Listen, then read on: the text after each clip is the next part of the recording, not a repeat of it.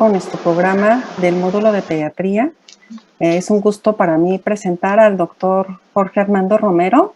Él es pediatra, hizo posteriormente cardiología pediátrica y después hizo cardiología intervencionista en los pacientes pediátricos en el Hospital Infantil de México Federico Gómez. Para mí es un gusto que esté el día de hoy, que nos haya dado la oportunidad de que comparta un poco de sus conocimientos con todos nosotros, al igual que el doctor Liborio, y vamos a ver cardiopatías congénitas acianógenas. Muchas gracias, doctor, por haber aceptado la invitación y sobre todo porque son temas que debemos de saber como médicos de primer contacto y estar muy pendientes. Muchas gracias. Al contrario, doctora Saraí, buenas tardes a todos. Bueno, vamos a ver lo que corresponde a ser pediatra o cardiólogo en un día.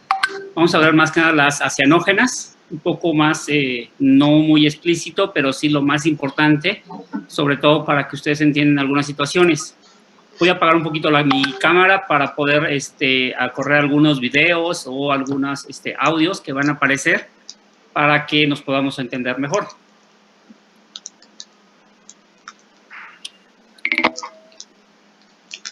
Pues bueno, vamos a tomar en cuenta o vamos a partir exactamente la forma de cómo está el corazón, ¿sí?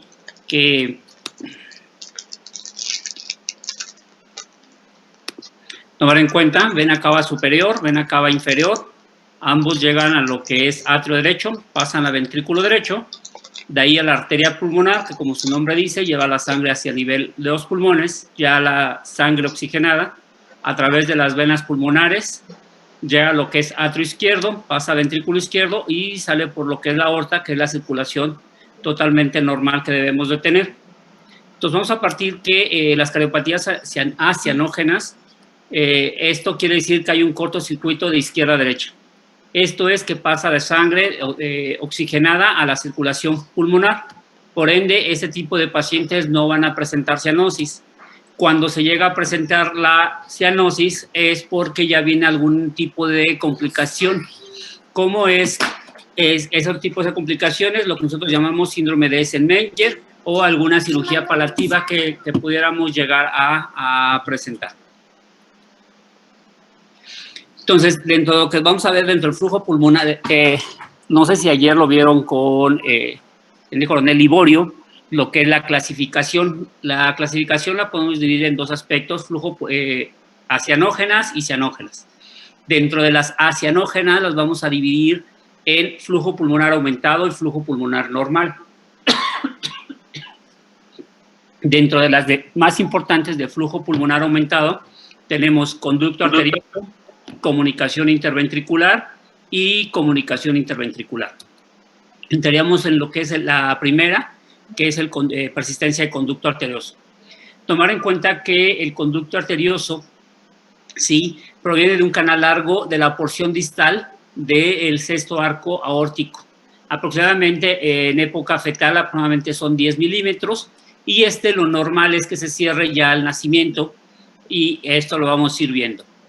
Para definir qué es el conducto arterioso, es una comunicación entre la aorta y la arteria pulmonar, que esto va provocando dilatación pulmonar por hiperflujo, que va provocando posteriormente dilatación del ventrículo izquierdo por la sobrecarga que se va dando, o la dilatación de la aurícula izquierda.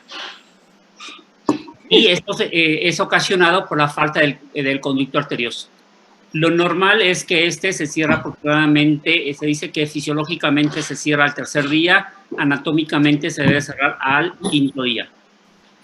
Es más frecuente que se presente en los prematuros, ¿sí? Aquí, tomar en cuenta, el soplo es un soplo de tipo variable a esta edad, porque, uno, debido a que no han caído las resistencias pulmonares, dos, que muchas veces la presión entre la aorta y la pulmonar son muy similares, y esto provoca que sean que el soplo además sea en sístole. Va a provocar que el precordio sea hiperactivo y que los pulsos sean amplios. Ya en la etapa de lactantes, preescolar o escolares, el soplo se hace continuo y los pulsos van a persistir amplios. Dentro de esto, el conducto arterioso lo podemos dividir en cinco tipos. El tipo A es el más común, que se presenta aproximadamente en el 65% de los pacientes. Esto es una forma de túnel.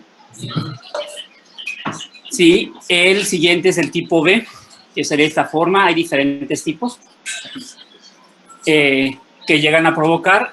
El segundo es el 18%, la más frecuente.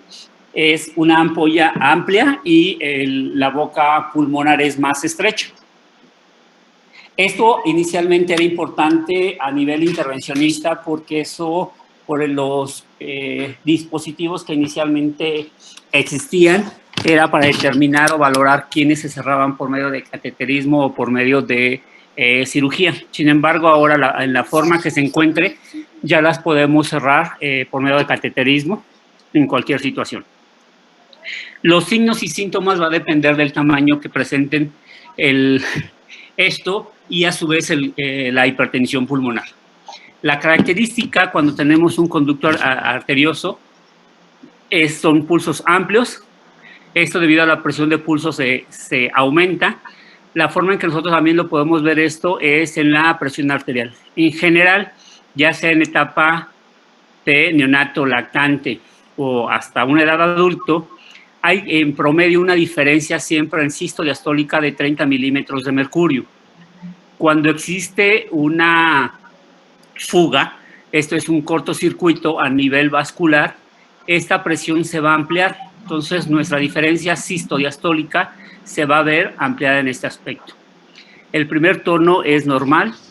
Podemos tener un segundo tono desdoblado, que muchas veces esto se da principalmente por el hiperflujo que va condicionando. Vamos a tener a veces lo que llamamos un movimiento paradójico por la sobrecarga del volumen. La característica es un soplo continuo o en maquinaria que se presenta en el segundo espacio intercostal y este puede estar irradiado a nivel de los campos pulmonares, principalmente a nivel anterior. Podemos llegar a escuchar muchas veces un retumbo a nivel apical. Este principalmente se da cuando tenemos un QP-QS 2:1. ¿Qué es esto? Que nuestro flujo está aumentado y que ya está condicionando alteraciones a nivel hemodinámico. A ver si logramos aquí escuchar.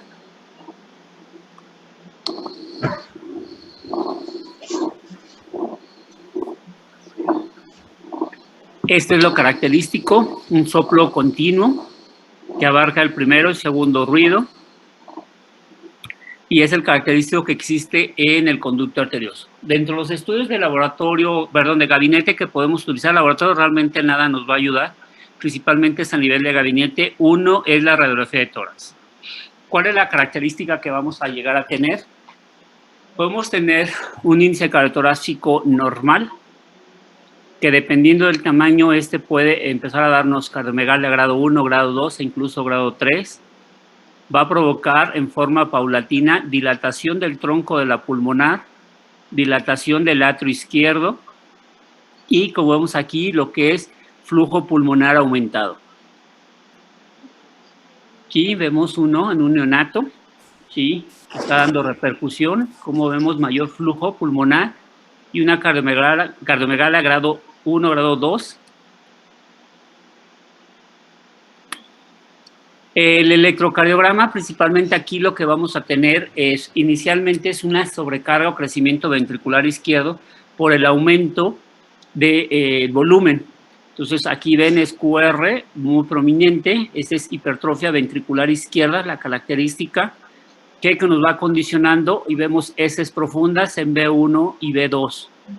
El eje puede estar dentro de normal, aquí en 60 grados aproximadamente, y el PR no hay modificación en él. Cuando el conducto arterioso es persistente, nos puede llegar a condicionar hipertrofia biventricular, cuando inicialmente se hace o condiciona enfermedad vascular, ya vamos a tener hipertrofia ventricular derecha. El ecocardiograma es el stand de oro con el que vamos a llegar al diagnóstico definitivo, porque uno es por visualización directa del conducto arterioso. Vamos a ver la dirección, el tamaño, vamos a clasificarlo para poder determinar el plan a seguir. Si nos está dando aspectos hemodinámicos o alteraciones hemodinámicas que por medio del eco podemos saber si es necesario ya un manejo transcateterismo, un manejo quirúrgico en forma inmediata. Aquí es lo que nosotros llamamos un eje corto, donde estoy señalando, aquí vendría ocupando la aorta, y este es el tronco de la pulmonar. Esta es la válvula pulmonar, el tronco, la rama derecha y la rama izquierda. El conducto entraría más o menos a este nivel, que sería el mismo eje corto, pero ya a color. Aquí donde se ven diferentes colores, es donde entraría el conducto. Todo lo que se acerca a este punto es rojo, lo que se aleja azul. Por eso la característica que vemos aquí era azul. Sin embargo, aquí justo donde está entrando el conducto, va a haber este cambio. Aquí en un eje supraesternal, la forma del conducto, un tipo A, base amplia, ápice corto y es largo.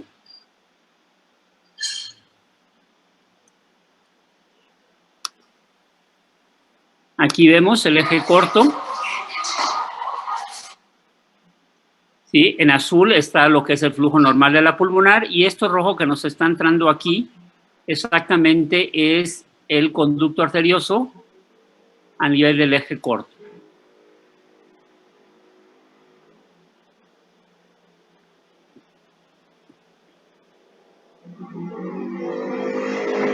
Aquí en el eje supraesternal tenemos el arco aórtico. Aquí está, este es el arco. Y aquí justo es donde está entrando el conducto que se está dirigiendo hacia la arteria pulmonar. Y bueno, estamos viendo las medidas exactamente del tronco de la pulmonar y cómo está entrando el conducto.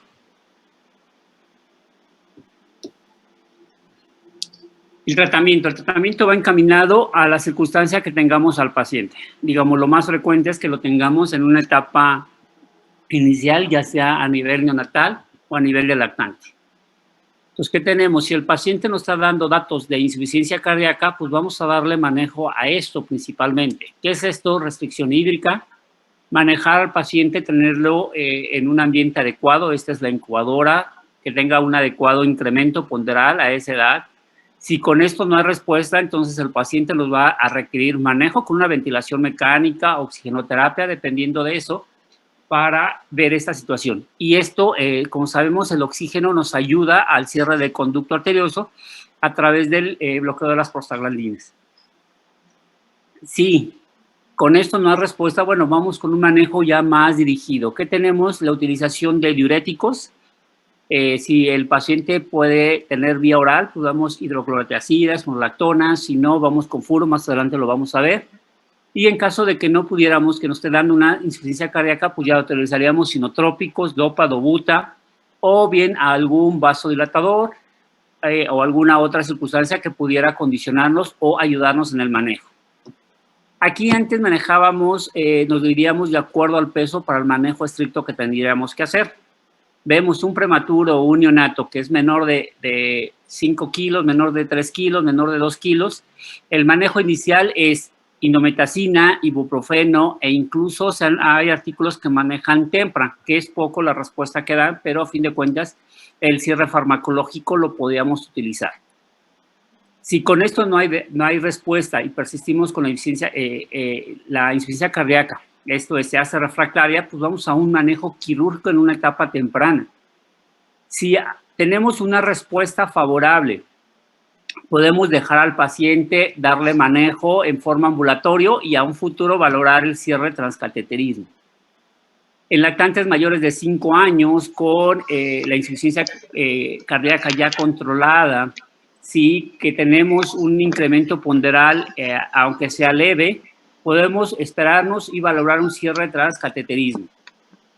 Este era el manejo que se daba hace 3, 4 años. Sin embargo, la última instancia era sobre todo por que el dispositivo donde se colocaba era en un introductor 5, un introductor 6, que esos tipos de introductores no podíamos utilizarlo en un niño tan pequeño. Sin embargo, ya tenemos introductores 3, introductor 4, en el cual ya podemos el cierre en pacientes neonatales por arriba de 3 kilos, e incluso Colombia y a nivel de Boston se han cerrado pacientes con peso de 1,500, que ahorita más adelante vamos a ver ese manejo que podríamos tener.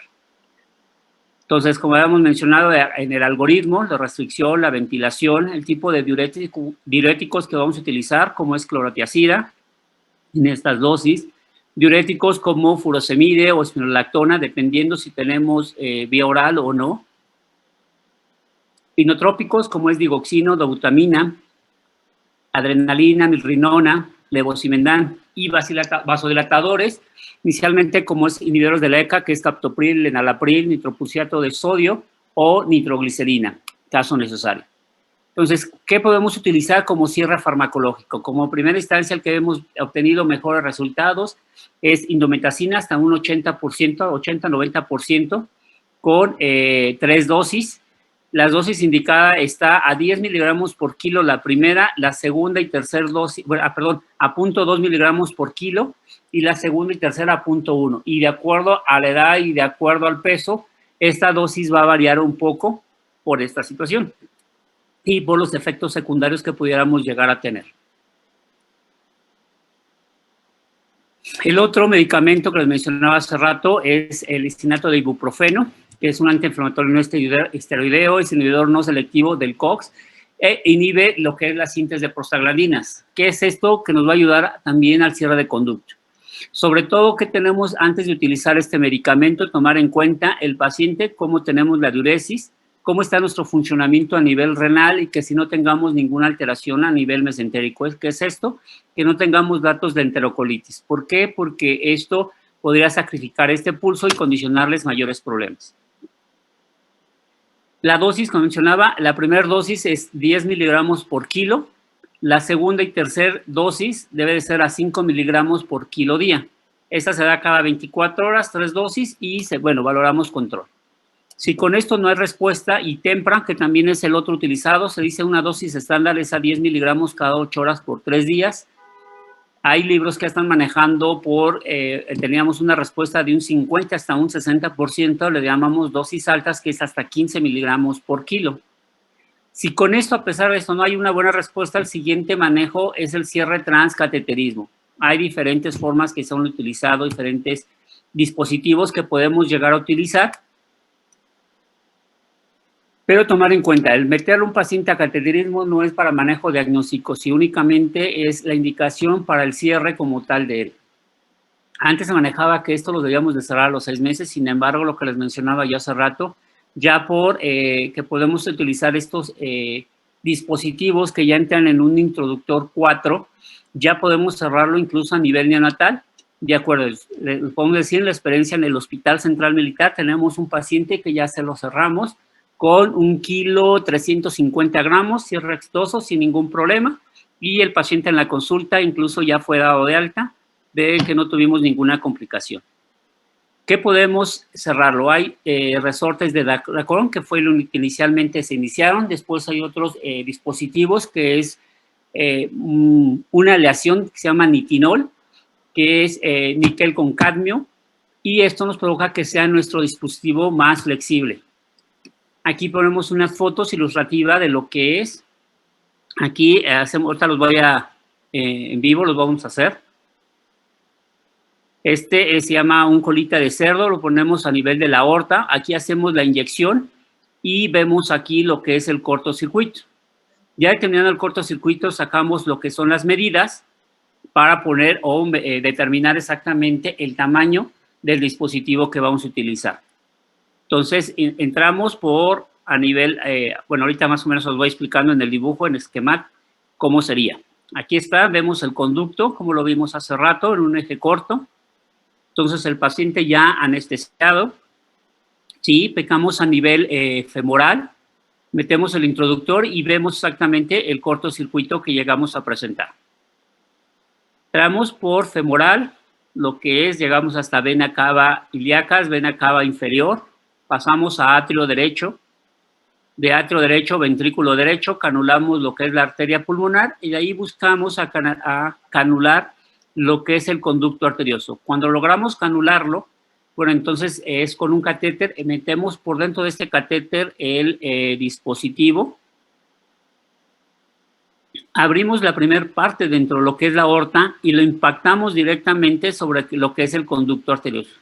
Si ven aquí, el conducto arterioso es de un tamaño. Nosotros el dispositivo tratamos que sea de 1 a 2 milímetros más grande de la medición que hicimos.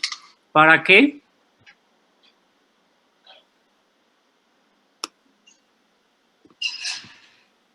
Para dilatar un poco el conducto y hacer que el dispositivo quede totalmente forzado en el conducto arterioso y evitar que este se nos vaya a embolizar. Hacemos una inyección posterior a la colocación de esto, vemos que no haya flujo o que el flujo sea dentro del mismo dispositivo. Ahorita les enseño por qué hay flujo todavía dentro del dispositivo. Y si no hay, vemos que está bien colocado, desatornillamos a este nivel y dejamos ahí el dispositivo. Entonces, cuando hacemos la angio de control, aquí vemos lo que es el dispositivo colocado, cómo hacemos el medio de contraste y vemos que aún pasa, pero pasa dentro de lo que es el dispositivo. En una P, una lateral y en una P. Entonces, aquí más o menos vemos cómo vamos a colocar el dispositivo.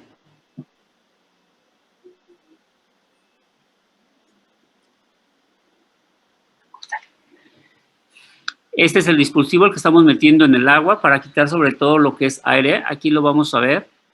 La forma es como, digamos, lo vemos como un paraguas. A los familiares explicamos que es como un tapón de sidra, de un lado más amplio, un disco amplio, y el otro más corto. Lo atornillamos a este nivel. Ahí está atornillado. Y vean, siempre va a recuperar esta misma forma que está determinado. Nosotros lo podemos moldear. Vamos a ver cómo se introduce dentro del dispositivo, dentro de lo que es la camisa. Aquí, vean cómo se estira completamente.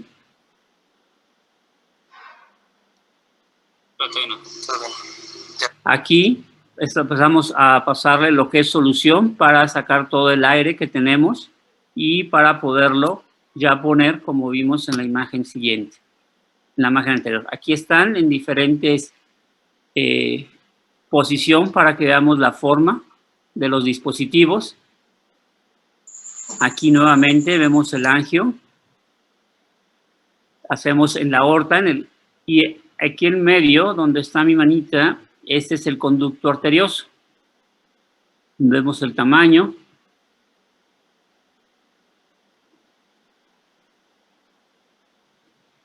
Creo que será antes.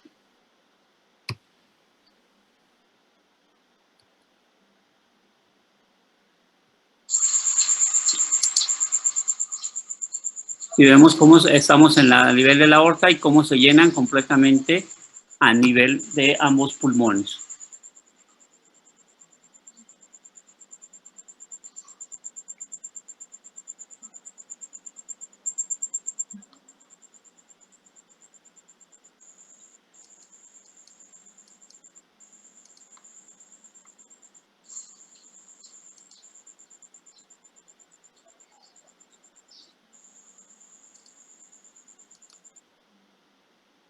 Este es el primero que se utilizaba, que era un coil, que eran resortes, que queda justo una parte en la arteria pulmonar y la otra parte en el conducto arterioso. Hoy no sé por qué no me corrió aquí el video. Bueno, el conducto arterioso se cierra aproximadamente de 5 a 10 minutos después de haber puesto el dispositivo. Nosotros hacemos después de que lo dejamos ahí, nos esperamos 5 o 10 minutos, hacemos una nueva inyección y vemos que está completamente cerrado. Tomar en cuenta que el curso va a depender exactamente del tamaño y en el momento que lo detectemos, que nos puede llegar a dar hipertensión o insuficiencia cardíaca ya en una etapa escolar, adolescente o incluso en una edad adulta. Tomar en cuenta que el conducto, los riesgos que podemos llegar a tener es endocarditis, uno de los principales, si este se da principalmente después del año de vida que no se ha cerrado. Y de entre los efectos secundarios que pudiéramos llegar a tener es que no hayamos hecho en forma adecuada el conducto, haberlo medido. Se nos puede embolizar, este es un coil, este se nos llegó a embolizar a nivel de la arteria pulmonar y lo recuperamos. Sin embargo, al momento de recuperarlo, no recuperamos completamente y salió de esta forma. Si no hay respuesta a nivel transcateterismo o es necesario algo urgente, mejor dicho, pues el otro manejo es a nivel quirúrgico. Pues hay dos tipos, uno que nada más es ligadura o el otro es ligadura y corte, como vemos aquí en el esquema. Se entra a nivel del tercer o cuarto espacio intercostal, línea media axilar, y desde ahí se va disecando hasta se diseca bien lo que es la aorta, la arteria pulmonar, se localiza bien el conducto y se cierra el mismo. ¿Alguna duda, pregunta que tengamos sobre conducto arterioso? No, maestro. Continuaríamos con lo que es comunicación interauricular, que como su nombre dice, es una comunicación entre las aurículas que nos va condicionando. Tomar en cuenta, hay diferentes, la clasificación dada por la American Congénita de Cirugía Cardiológica, nomenclatura es, el primero es ostium secundum, que es el 80% es el más frecuente. 2, de seno venoso en un 10%, ostium primum un 10%. Una clasificación que es otros o variables, se da el foramen oval, que como sabemos, en promedio se cierra al año de edad. En los niños con trisomía 21 puede llegar a cerrar hasta el segundo, 3 años de vida. Puede ser también lo que es una aurícula único, lo que es seno coronario, que no esté desechado, que serían las características. La ubicación de cada uno de ellos es el seno venoso, el ostium secundus, el asociado a la vena cava, y en esta parte aquí entraría lo que es la deficiencia del septum primus. Esto va a variar y de acuerdo al tamaño es la sintomatología que nos van a empezar a dar. Tomar en cuenta que esto, la comunicación interauricular ocurre o se presenta aproximadamente en el 10% de todas las cardiopatías, es más frecuente en las mujeres, es poco diagnosticado realmente en la infancia, aunque es más común. ¿Y cuál es el problema que tenemos con esta patología? Es que muchas veces lo característico que tenemos en ellos es un desdoblamiento fijo del segundo ruido. Y muchas veces si no escuchamos con detenimiento estos ruidos, pues lo pasan desapercibido, debido a que se puede llegar a asociar a que presenten un soplo, sin embargo no siempre lo presentan.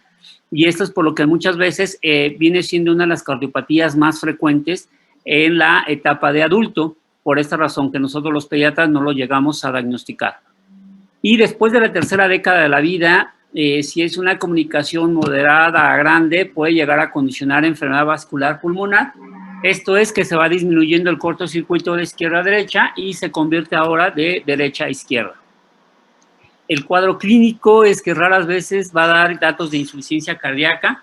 En los niños generalmente no hay ningún síndrome como tal cardiovascular. Perdón.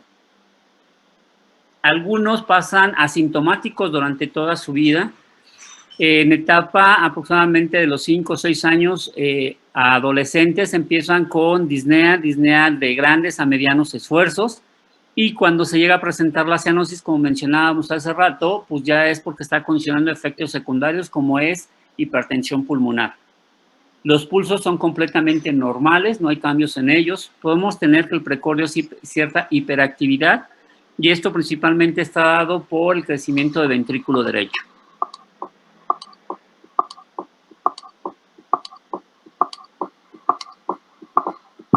La característica es el desdoblamiento del segundo ruido, como lo estamos escuchando. Escuchamos 3 ruidos.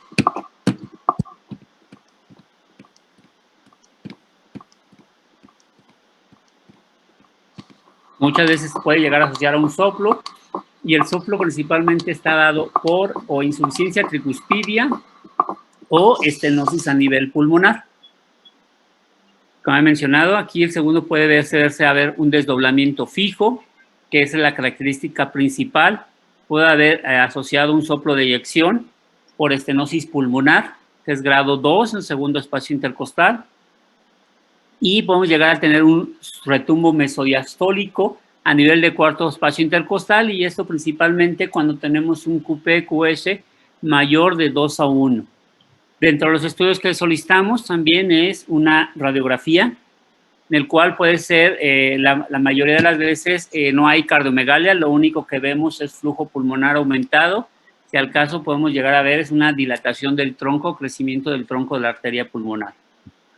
En el electrocardiograma no hay datos, o muchas veces no hay crecimientos a nivel ventricular ni auricular. Las ondas P o el complejo están completamente normales.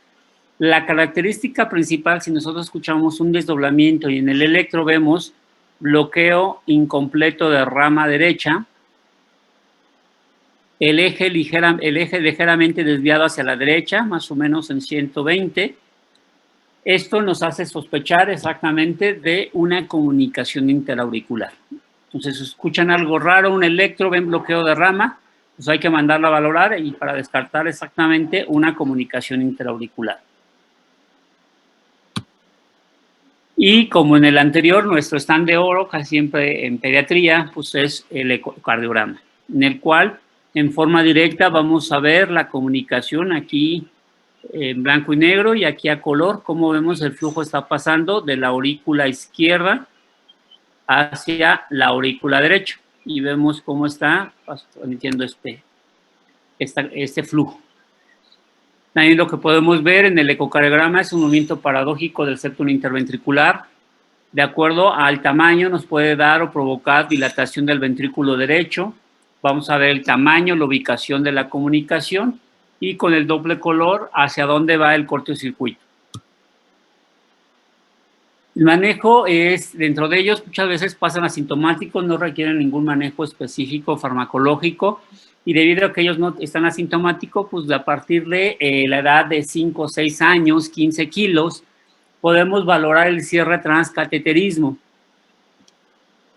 Cuando tenemos un ostium secundum, seguro podemos llegar a cerrarlo. Aquí es importante valorar sobre todo lo que son los bordes, debido a que los bordes son lo que nos hacen ver si vamos a tener un buen anclaje, un buen anillo para podernos anclar. Va a estar contraindicado cuando tenemos una comunicación interauricular tipo seno venoso o que esté asociado a una conexión anómala parcial de venas pulmonares. En ostium primum, debido a que no vamos a tener un anclaje, y ese anclaje se va a dar justo a nivel de la válvula auriculoventricular, y entonces podemos tener la disfunción de la válvula y tener mayores complicaciones. Hay diferentes tipos de dispositivos que se pueden utilizar. Son Amplaxer, Cardiosil, geles, y las complicaciones que podemos llegar a tener son malposición o la luxación, y por ende que se vaya o migre o se embolice a nivel pulmonar principalmente, o incluso puede embolizarse del lado izquierdo. Por tanto, el cateterismo pues nada más es necesario directo para el cierre. Aquí están los diferentes dispositivos que les comentaba, lo que es el Amplaxer, el Cardiosil, el L-Score, y en lo que es algún otro tipo, es un Amplaxer igual.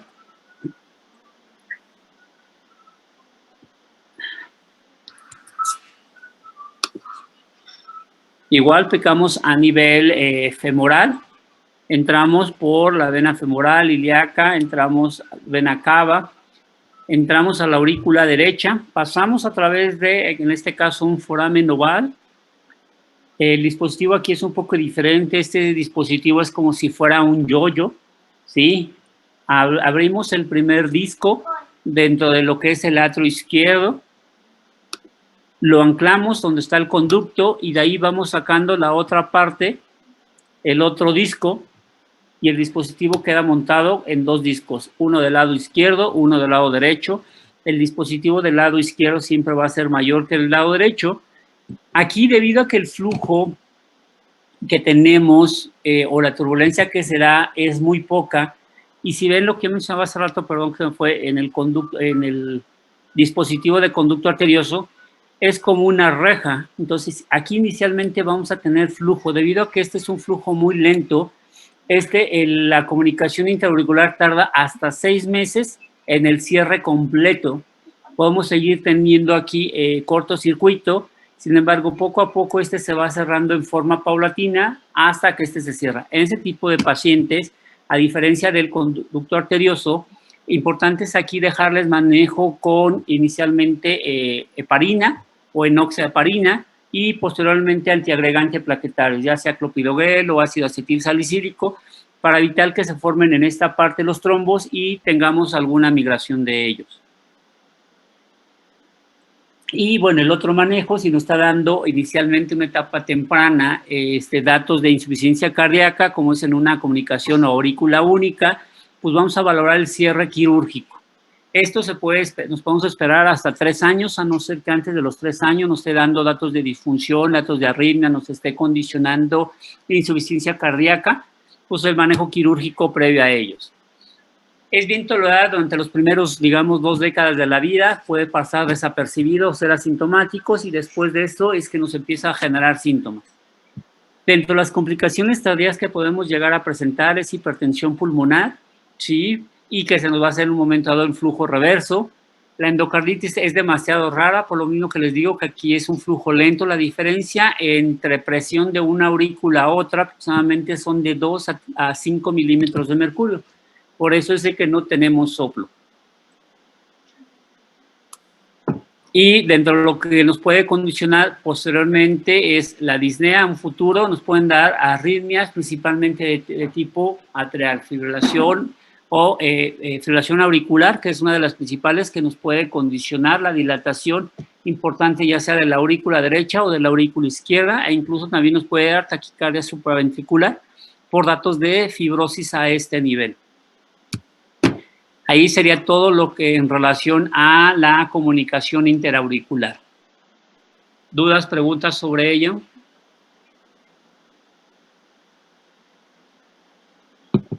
Bueno, entraríamos a lo que es la comunicación interventricular, que como vemos aquí en el esquema de la derecha,